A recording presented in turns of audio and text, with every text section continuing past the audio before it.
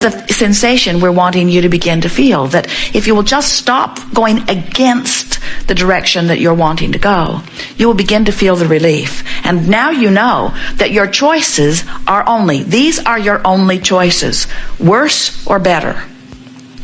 No matter where you stand, no matter what subject you are contemplating, you have two choices. You don't have the choice of absolute, complete manifestation right now or not. You don't have that choice. You don't have the choice of knowing every answer to every question you've ever wanted to know right now. You don't have that choice.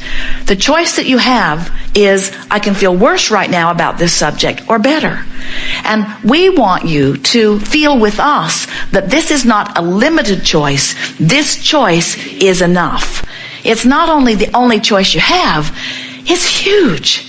That's the only choice you ever need to make. If you make a decision that you're going to try to make something feel better than it feels right now, then you're beginning to develop the habit of always turning downstream. And do you know, a week or two of deliberately turning downstream is all you need to start feeling wonderful? And do you know, 30 days of feeling wonderful is all you need to manifest the biggest of dreams you've ever had? Do you know that you are 30 days away or less from everything that you've been asking for if you would just stop doing this? In other words, that sounds implausible, doesn't it? You've got to be kidding, Abraham. I've wanted that all of my life, and you're telling me that it's 30 days away? And we say, it's less than that away if you get turning and going with the flow, because you wanted it and it is created, and the universe knows how to take you to it. The circumstances and events are all lined up, and when you follow your bliss, you're going to find the path. And you know what's been keeping you from getting there? Keep going that way. No, I'm not. You say, yes, you are. We say, you're going that way. Well, I don't mean to go that way. I don't want to go that way. I want to go the other way because I'm miserable going this way. You're going that way. I know, but I hate going this way. I don't want to go this way. You're still going that way. Well, it's not my fault that I'm going this way. You're still going that way. It's my mother's fault. You're still going that way. Maybe it's karmic. Maybe it's from a past life. You're still going that way. Well, it's not fair that I'm going this way. You're still going that way. Well, what am I doing wrong? You're still going that way. Well, how am I going to get this boat turned around? You're still going that way. I need to turn the boat around. I want to get this 30-day thing underway. I want to go the other way. You're still doing that thing. Well, Abraham, this seems impossible. You're still going that way. Well, just tell me what to do. Pet your cat. Quiet your mind. Stop watching those programs that inflame that. Stop talking to those people that talk about those things that keep you pointed that way. Look for reasons to feel good. Make a list of positive aspects. Buy a notebook and make lists of positive aspects. Look for things to appreciate. In other words, you can't think about that and something else at the same time. So when you try to find something else, so it really is about think and feel, think and feel, think and feel, think and feel, think and feel. And at first, you're going to think and feel and think and feel and think and feel and think and feel and think and feel, because that's how you've been thinking and feeling, and that's what law of attraction's giving you. But before you know it, you're going to think something that feels not so much that way. And as you do, as you withdraw your attention, do you know when you sleep, your boat turns around every time? When you go to sleep, your boat turns around in the stream every single time. And when you wake up, you say, oh yeah, what was I mad about? And you turn back around. But if before you go to bed, you could say, while I sleep, my boat's going to turn around, and when I wake up, I'm going to lie in bed and I'm going to think about the positive aspects of my life. Now when you wake up, you get a little momentum going this way, and it doesn't take very much effort of getting them. Now we're really making this sound like you are an upstream crowd, and you're not. But relative to those things that you want that have not been coming to you, you have been an upstream thinker. You have been. Otherwise, you'd have what you want.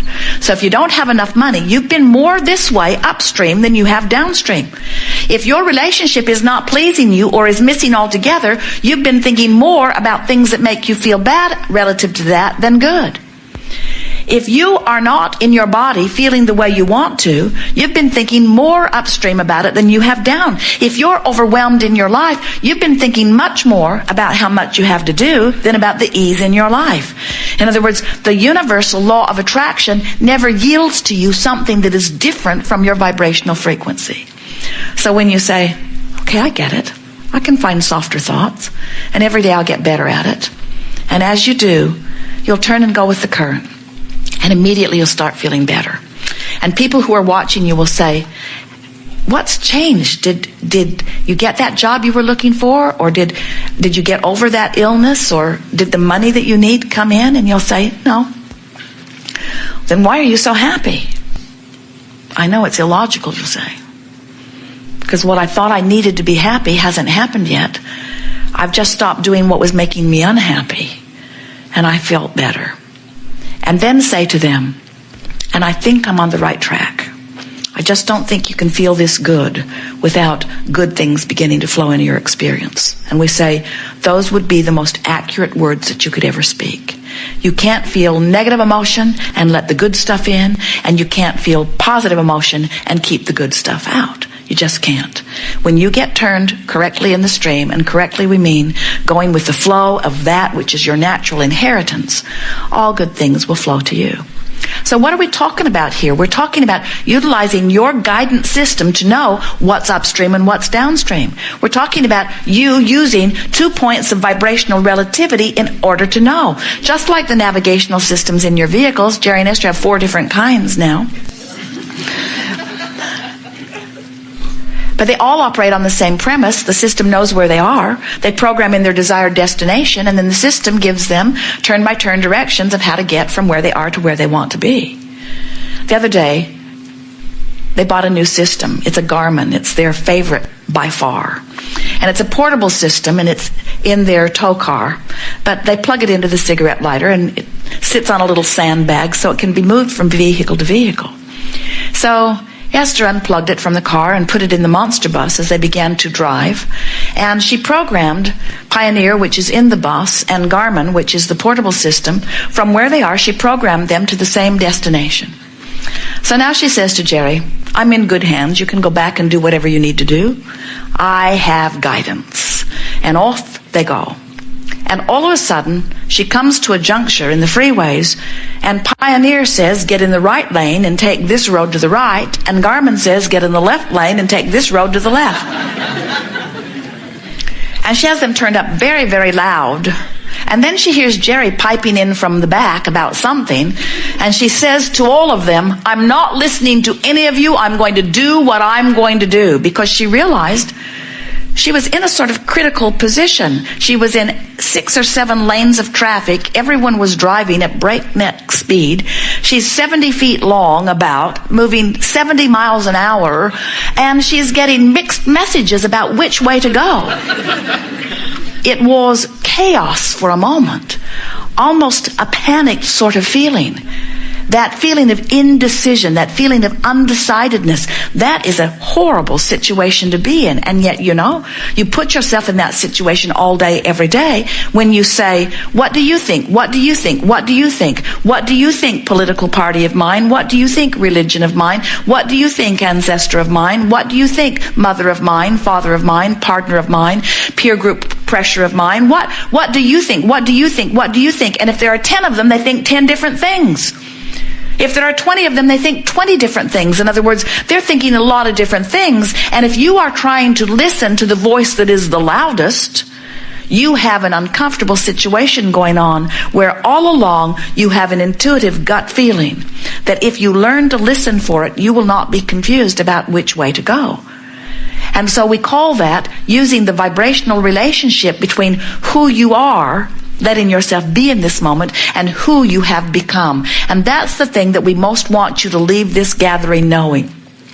You didn't come into this physical experience instead intending to stand in this static place, not evolving or expanding. You knew, in fact, the reason that you came was you knew that the variety would cause you to constantly become more, and that your guidance would then call you toward the more that you had become. So when you have a feeling of unfulfillment, what it means is your life caused you to ask for something that for some reason you're not letting yourself go to. And the majority of the time that you're not allowing yourself to go to it is because somebody has trained that out of you. Your natural impulse is always to follow your bliss. And when you're little, you do that until somebody says to you, it's inappropriate for you to be pleasing yourself all the time. And you want to say, no, it isn't. I'm sure I'm right. They say, no, you are not supposed to please yourself. And in very short order, you learn, because they're bigger than you are, that sometimes it goes better for you initially if you please them. Because most of them are still trying to control the conditions, and they convince you, when you do that, I feel bad, and when you do that, I feel good. So you should do what makes me feel better. Which works out all right for you when there's just one of them, but get two of them plugged in and trying to give you guidance, it makes you a little crazy, or more, you see. And so then it seems that the only way a little tyke can grow up and feel any reasonable happiness is if his family can get him into a culture where everybody thinks pretty much the same. So he doesn't have these split messages going on. And do you know that's what so many societies are doing? They want to put their children in special schools, and they want to keep their children from being exposed to this, and they want to cloister them. They want to put them into a dark cave where they cannot be exposed to things that might cause them some concern or some confusion. And what we're wanting you to do is to get out into the light and to activate your own guidance system so that you are not afraid, but instead you are confident that under any and all conditions you can tell which direction to go. Because the call of Source, once you begin to listen to it, is an undeniable call.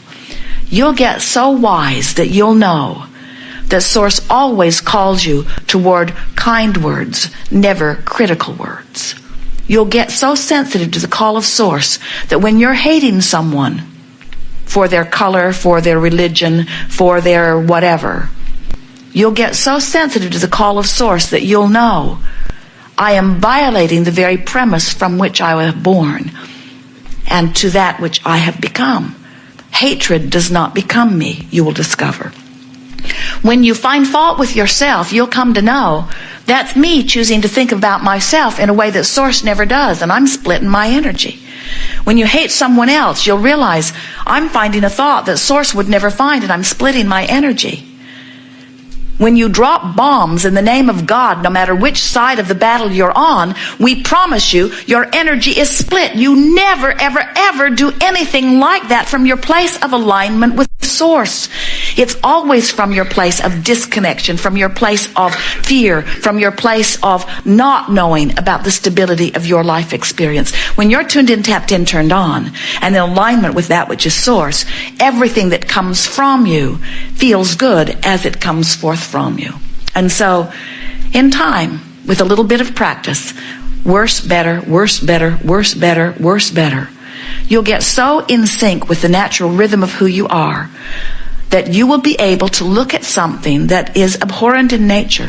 Maybe the behavior of your government or someone else's.